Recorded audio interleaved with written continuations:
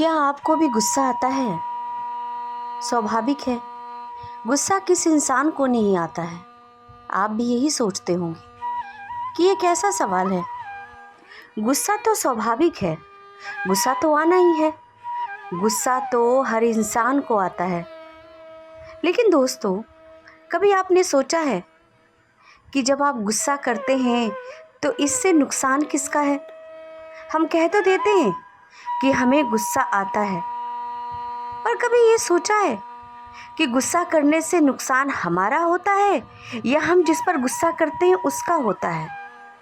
गुस्सा, नाराज़गी, नफ़रत, जब हम ये सभी चीज़ें करते हैं तो हम कभी अपने बारे में नहीं सोचते हैं, बल्कि हम ये सोचते हैं कि इससे दूसरे का नुकसान हो रहा है। ये हमने अपने लिए नहीं, दूसरे के लिए किया है। लेकिन दोस्तों, गुस्सा, नाराज़गी, नफ़रत ये ऐसी चीज़ें हैं जो एक जहर के समान है। एक ऐसा जहर जो पी तो हम रहे हैं, लेकिन हम सोच रहे हैं कि उसका असर दूसरों के ऊपर हो रहा है। नहीं, बल्कि जहर हम पिएंगे तो उसका नुकसान हमें ही होगा। ये हम कैसे सोच सकते हैं कि जहर पिए हम और उसका नुकसान दूसरे को हो रहा है?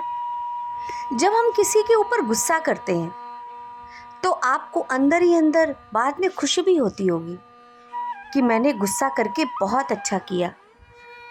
शायद कभी कभी सामने वाला आपको उस गुस्से का जवाब भी नहीं देता हो, तब तो हमें और भी खुशी होती है कि देखो, मैं सही था, मैंने इतना गुस्सा किया और सामने वाले ने कुछ भी नहीं कहा। और हम ये सोचकर खुश हो जाते हैं कि आखिर जीत हमारी हुई। लेकिन दोस्तों, ऐसा नहीं होता है। हमें ये सोचकर कतई खुश नहीं होना चाहिए कि मैंने गुस्सा, नाराज़गी, नफ़रत किसी के लिए दिखाया तो नुकसान उसका हो रहा है। नहीं, नुकसान हमारा हो रहा है। और ये सिर्फ हम नहीं कह रहे हैं, बल्कि ये वैज्ञानिक तरीके से प्रमाणित भी हो चुका है कि जो व्यक्ति गुस्सा करता है उससे नुकसान उसका होता है। ये एक ऐसा जहर है जो आपके शरीर में धीरे धीरे फैलता है।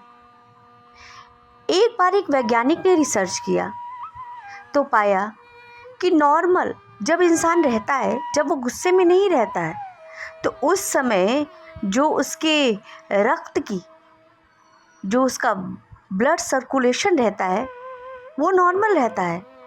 लेकिन जब वो व्यक्ति गुस्से में रहता है और उस वक्त उसकी जांच की गई उसके ब्लड की, तो पता चला कि उसका ब्लड सर्कुलेशन बहुत हाई हो गया। मतलब उसके अंदर बहुत सारे हार्मोन्स परिवर्तन होने लगे।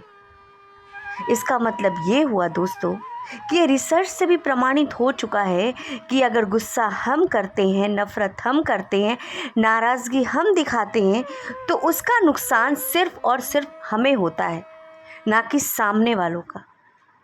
लेकिन ये लोग सोचते ही नहीं हैं, बल्कि आजकल तो लोगों को बात बात पर गुस्सा आता है। और कई बार तो कई लोग जो है वो गुस्सा दिखाने के लिए कोई ना कोई वजह भी ढूंढते हैं। कई बार तो लोग बहुत छोटी बातों पे गुस्सा हो जाते हैं। आप अक्सर देखते होंगे कि कभी बीच सड़क पर जा रहे हैं और दो व्यक्ति एक छोटी सी बात पर झगड़ रहे होते हैं और उस झगड़े का कोई अंत नहीं होता है। उस झगड़े का अंत होता ही नहीं है, बल्कि सिर्फ और सिर्फ दोनों का नुकसान ही होता है। आपने कभी ये भी गौर किया है कि हम गुस्से में कितने वक्त तक रह सकते हैं? क्योंकि गुस्से की अवधि लंबी नहीं होती है। क्यों? कभी इस बारे में सोचा है आपने? बहुत से बहुत हम कितनी देर तक गुस्से में रह सकते हैं?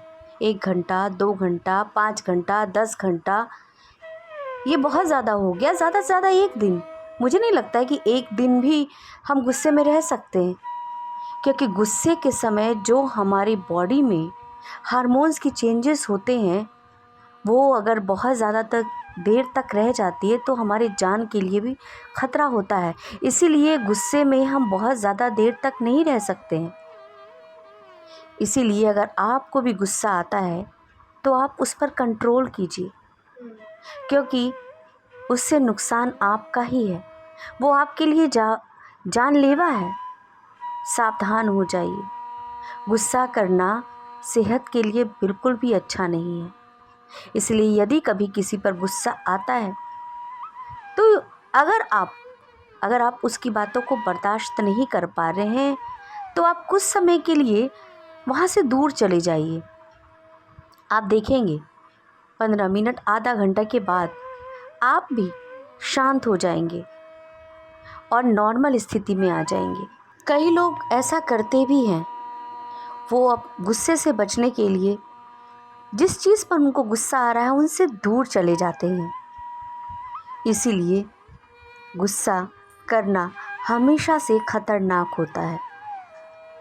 गुस्सा करने से सिर्फ और सिर्फ अपना ही नुकसान होता है।